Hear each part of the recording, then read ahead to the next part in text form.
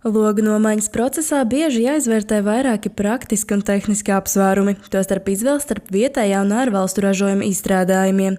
Speciālists norāda, ka logu kvalitāte atšķiras gan starp dažādiem ražotājiem, gan dažādos laika posmos.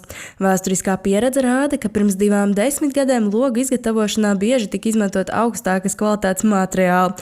Savukārt pēc 2008. līdz 2009. gada ekonomiskās krīzes izmaiņas normatīvajā regulējumā ļāva izmantot arī lētākus zemākas kvalitātes izējmateriālus.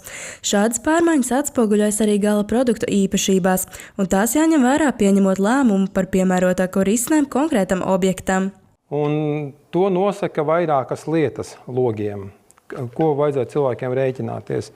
Par kvalitatīvu logu mēs varam runāt tad, kad mēs zinām, no kā logs sastāv.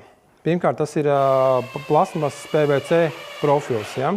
Mēs šeit redzam baltas krāsas profilu, ļoti kvalitatīvs PVC izejmateriāls, ja? Tā ļoti minimāls piejaukums reciklāta. Tas nozīmē to, ka šis logs kalpos vismaz 40 līdz 50 gadus.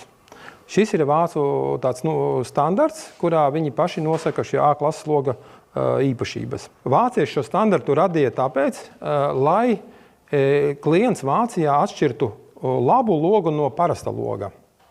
Un viņi ieviesa standartu A klases profils. A klases standarts nozīmē to, ka PVC profilam ir ārējā kontūra, ir noteikta biezuma.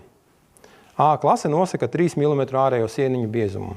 Viens no aspektiem, ko cilvēki ņem vērā izvēloties logus, ir to vizuālais izskats un apdare. Pieejami gan balti, gan dažādās krāsās laminēti logi. Krāsu klāsts šobrīd ir ļoti plašs, un ik viens var izvēlēties sev piemērotāko risinājumu. Speciālisti arī uzsver, ka šādu logu apdari nevajadzētu veikt pašam, jo tas var būtiski ietekmēt kvalitāti un ilgmūžību. Tā kvalitātes īpašība ir tā, ka šis laminējums ir aizlocīts aiz gumijas. Ja jūs paskatīsieties parastiem logiem, bieži vien ir tas laminējums ir līdz kantītei tikai, jo viņi pēc tam tikai laminē šos logus. Tomēr vēlams, lai logiem būtu arī iespēja mainīt blīvgumijas. Tās ieteicams nomainīt aptuveni ik pēc 5 gadiem. Mēs dzīvojam Latvijā. Latvijā diezgan agresīva vide ir ziemas, ir vasaras, un saulainajā pusē, tas ir, kur ir dienvidu pusē, bieži vien šī te gumija sažūst, ja?